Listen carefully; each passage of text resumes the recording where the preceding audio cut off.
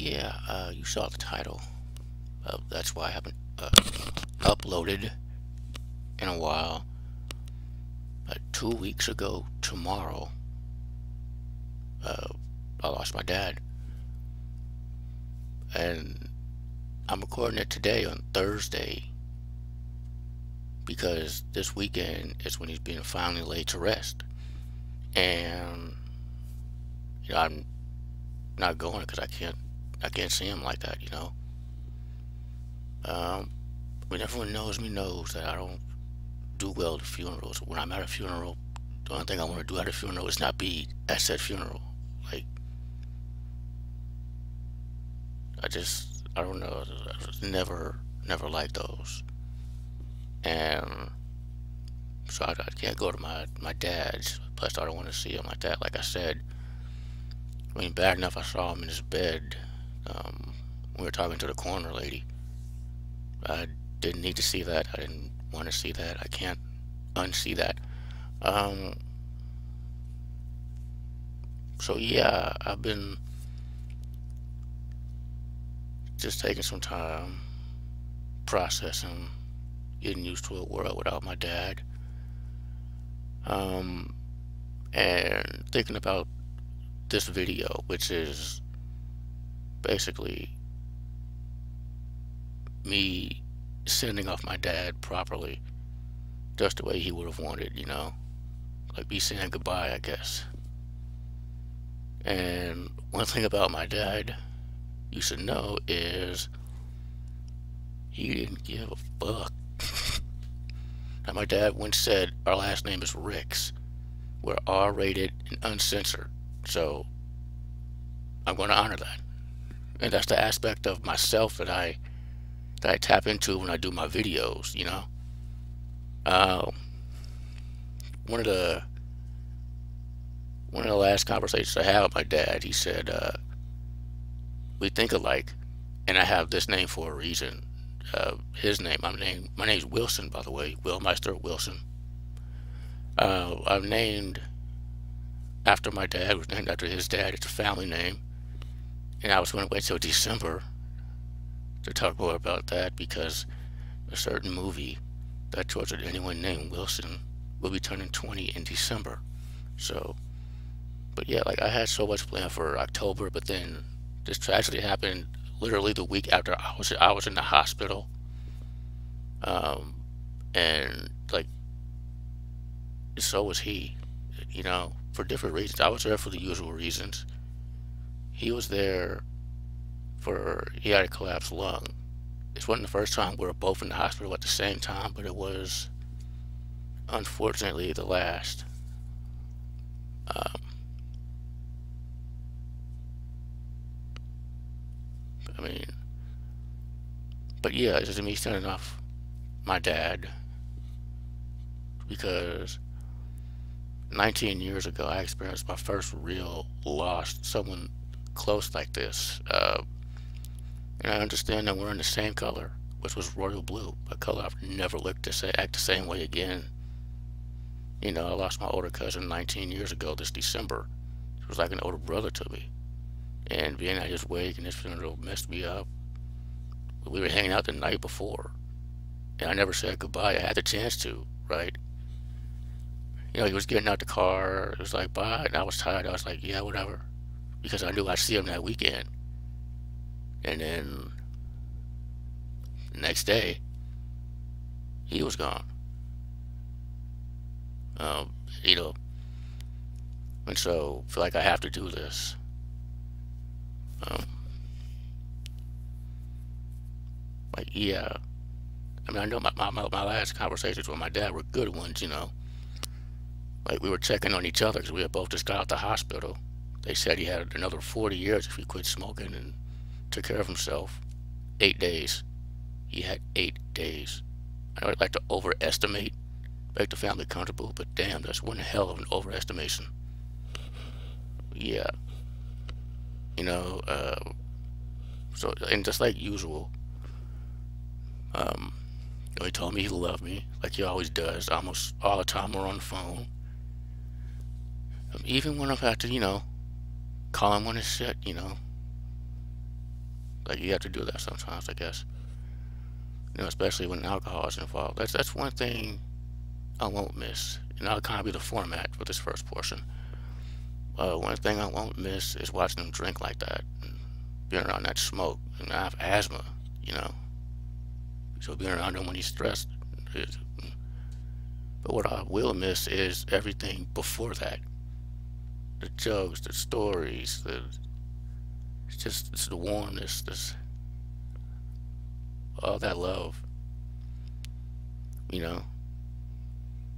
And my dad, once again, not giving a fuck. One thing I won't miss is trying to communicate to my brother and my sister when it's time to leave. Because for the longest time, my sister would never, get the message. So, like, when he gets that kind of drunk, where it's time to go, time to get the fuck out. Like, my brother and I, we'd be at the door ready to go. My sister's still talking to him, like, like I won't miss that. But again, I miss, you know, everything before that. Like one of the last times I remember hanging out with my dad was, it might have been like last year or something, and we wound up, well, he liked to quiz me on music because I inherited his fondness for actual music. You know, he was one of the only person that agreed with me that most of today's music is just noise. You know, he would always quiz me, play some Scarface. Who's that, son? That's Scarface, Daddy. Like, you still know yours? Yeah. You know, that was always fun.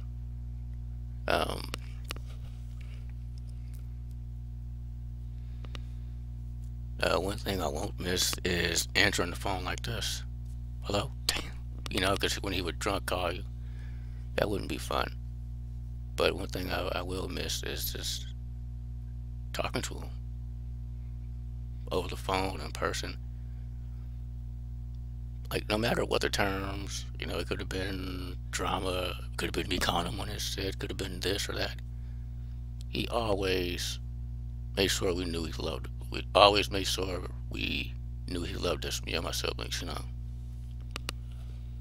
Like, always. And I can go weeks or months without calling him and randomly call him and be just like we talked yesterday. Or he called me. Like, that's another thing I miss is just him calling and not wanting nothing. Just like, hello? It's like, hello? What's up, Will? What's up, Dad? Oh, I didn't want nothing. Just saying what's up, seeing how you doing. Oh, I'm doing good. How you doing, you know?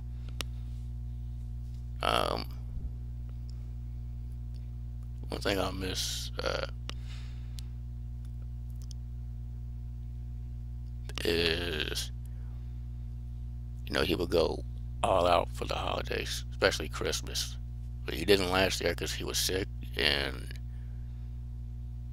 I don't believe he did the year before because we experienced another lot. No, that was the year before that. Like, he had progressively stopped going all the way out for Christmas. Still did, but progressively stopped.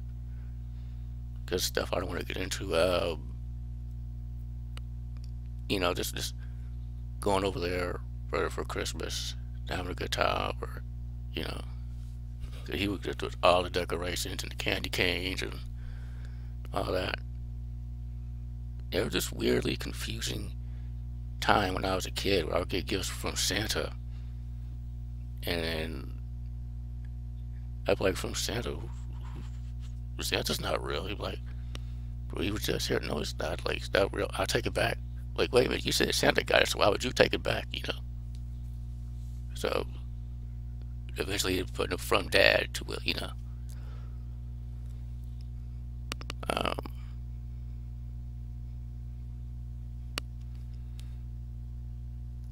Another thing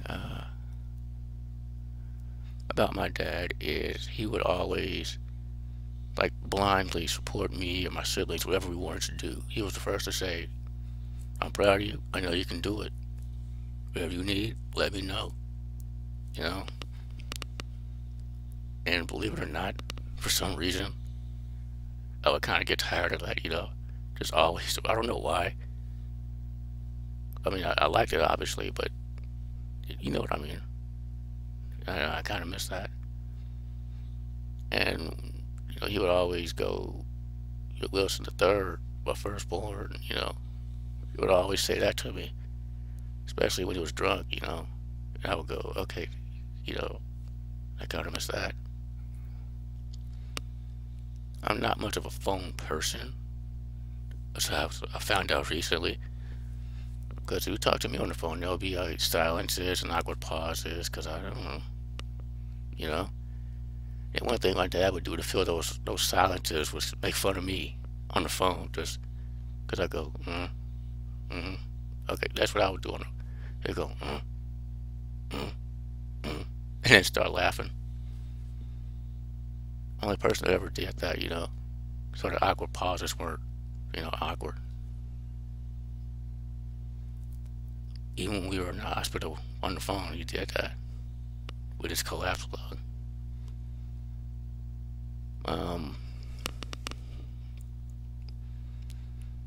He was so supportive. Like sometimes you did have to kind of question it. Like I have a huge allergy to fish and seafood, but for some reason when I was a kid, he didn't believe I was allergic to shrimp. So it was like, have some of the shrimp. Like there are different allergies, so try some of the shrimp. And I did, and I'm allergic to it. I also found out I don't like shrimp as much as I like fish. I actually don't like shrimp at all. So yeah, but at the same time, I'm glad he did that and was and believed it to be this much because I was able to, go fishing with my dad despite my allergy, a very bad allergy. I was able to, you know, just sit out there in the water, just have fun with him. He would always say, don't let them tell you what you can and can't do. Only you know what you can and can't do. Because I have a lot of physical limitations and due to my health concerns. So my dad was always like, but you know what you can do. Do it. And he would always say, just me and you, Wilson, we're the only ones going through this. I mean, we're not the only ones that have this disease, but we're the ones that went through it the worst. He would always say that, and I'd always feel a little bit better knowing someone was doing this, going through this with me, as bad as I was. I'd argue worse because, he drank and smoked. That's one thing I won't miss, the drinking while on medication, and really speaking from the heart. One thing I will miss is the way that he always told us, he always told you point blank what was up, and he knew it was from the heart. That's what I'm to the, I don't talk in riddles, and I tell you point blank what, but I'm just a hit more respectful about it than he was. My dad was a special kind of person. Wasn't exactly easy to know him, but once you did, I mean, it was just so incredibly awesome,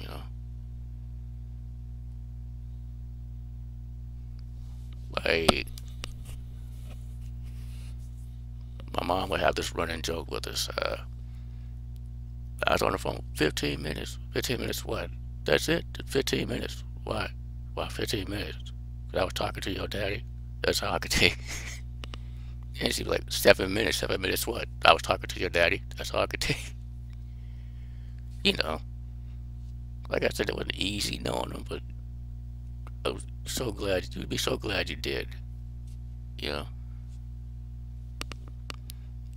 What I'm saying is sometimes he spoke too much from the heart. Like that are Dave Chappelle sketch, keeping it real. When keeping it real goes wrong, it was kind of like that.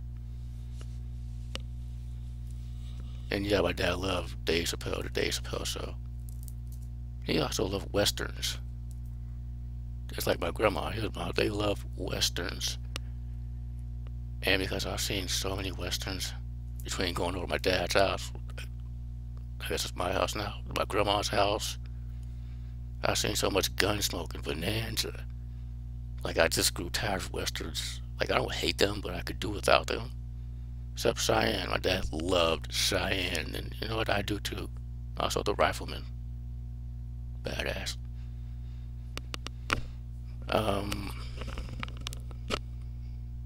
So this next portion, I have props, and these will help tell a little bit more about my dad and about myself. So it was my dad who got me into video games. He's the reason I still remember that rainy day, because it was just a running thing. I would always ask what he was doing, and if I could do it, he'd be like, "No, don't you touch it," you know. And he would be playing Mario. So one rainy day, I finally asked, like, "Can I join you?" And he handed me the second controller. Oops. And we played Super Mario Brothers. Okay, that was the very first video game I ever played. And it looked a bit different from the one he would play, which was Mario 3, which is awesome. He started me from the beginning. I'm glad he did, you know. Like, up until that point, I would ask to join. He'd say, "No, don't touch it. Go outside. And don't come back till dinner's ready." And I'm like, "Lock the door." We had to knock on the door to use the restroom. He'd be like, "It's there, I can see you." Guess I'll help you if you didn't, you know. So, but once I started playing the game, that's all I wanted to. Like, I loved it. And he might not have been the reason I fell in love with video games. That's my older cousin I talked about earlier, who was also no longer with us. But my dad introduced me to video games.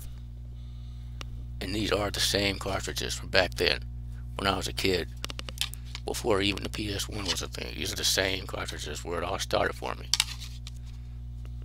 And this is the same NES where it all started for me as a gamer. The same one. It's more of a decoration now, because it doesn't really work anymore, and I have something else to play these games. He was also the reason I'm into horror movies. And, like, he wasn't big into them, but he would, you know, watch them. He always said, "I can adapt" when it came to music or movies or whatever. So, but he wasn't like his thing. But it was like this one weekend.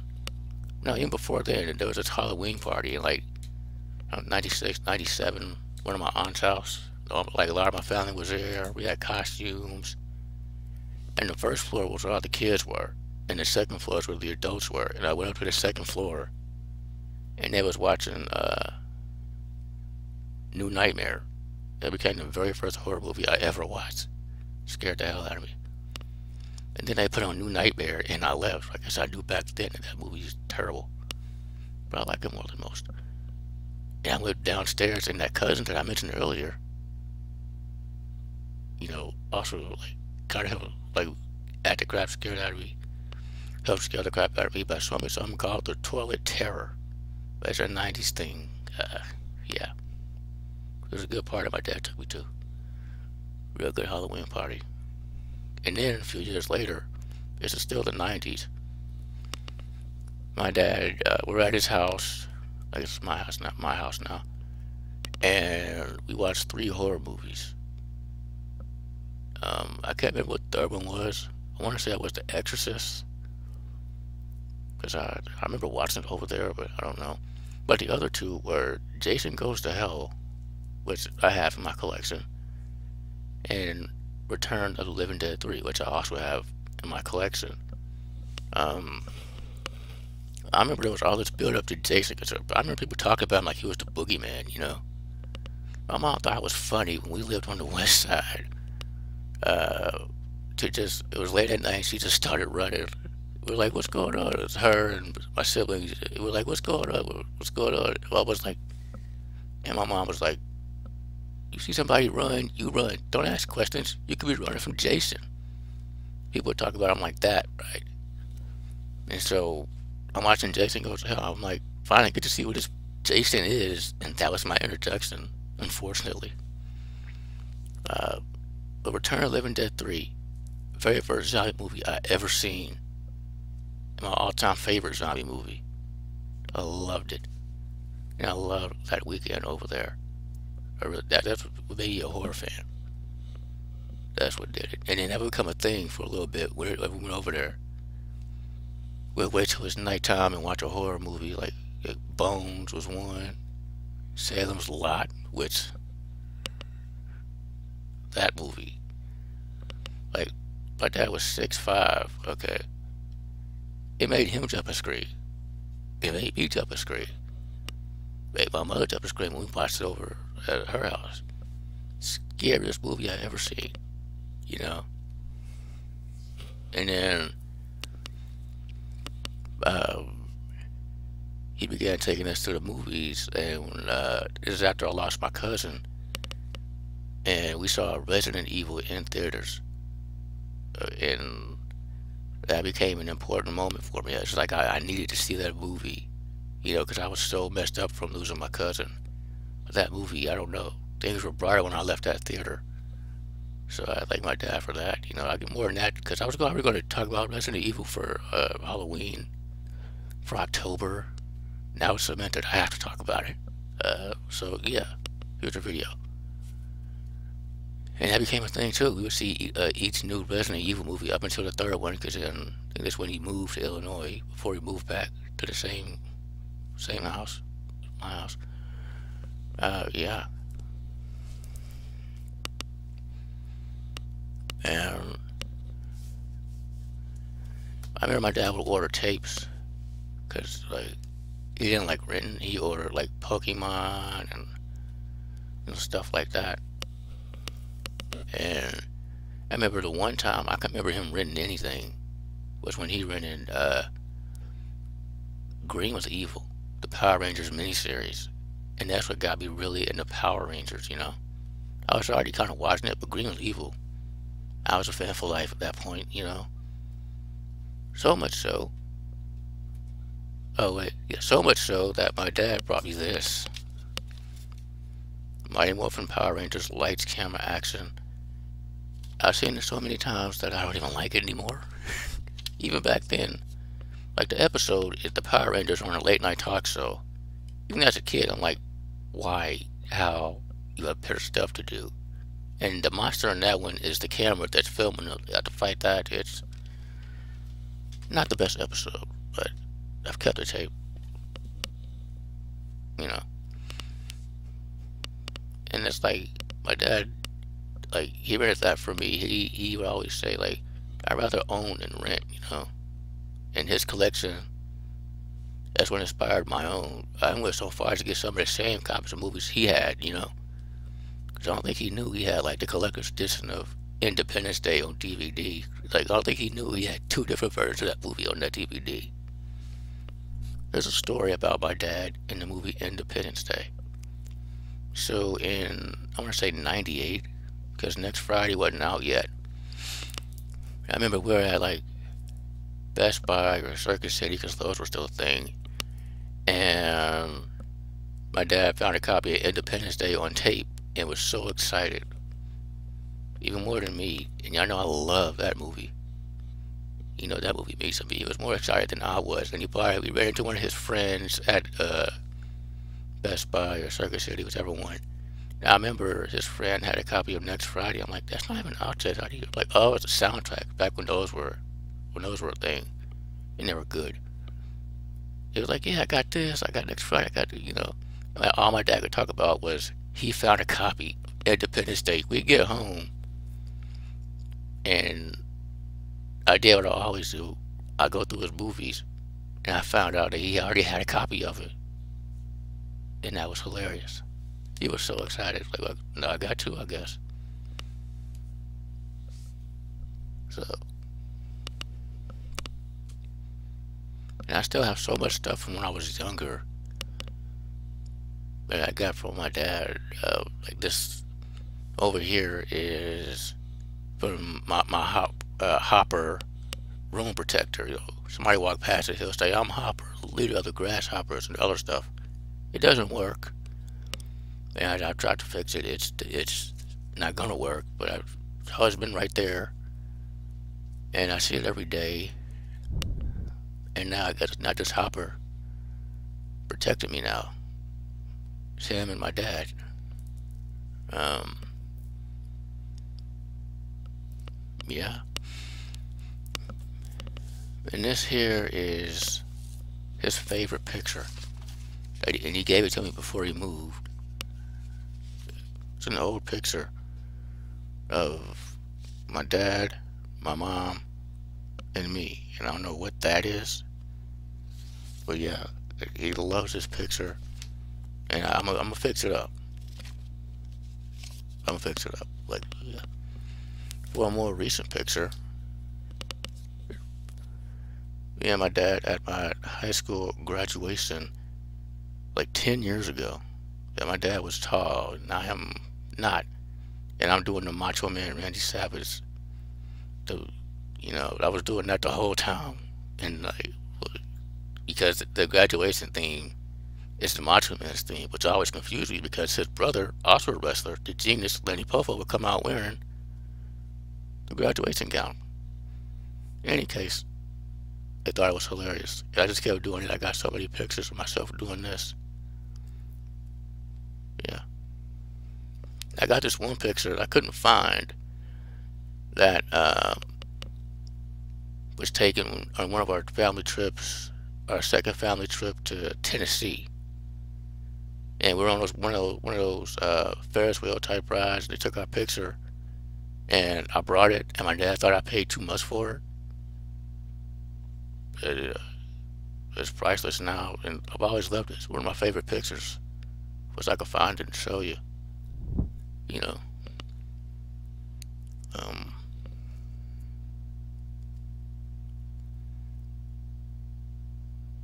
I mean, now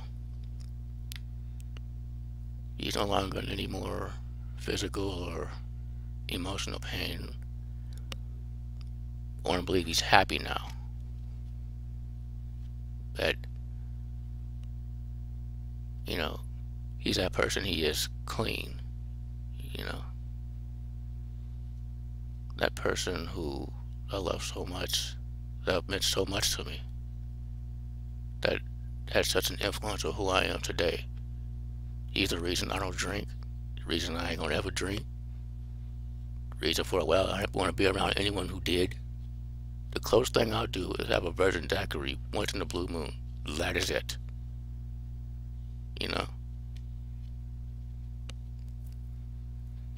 When they say, do as I say, not as I do, I'm like, you ain't got to worry about that one,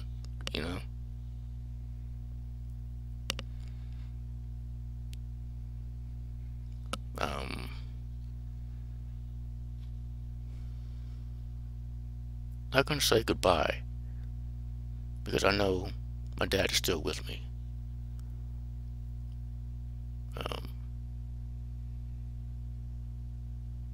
I already miss him so much,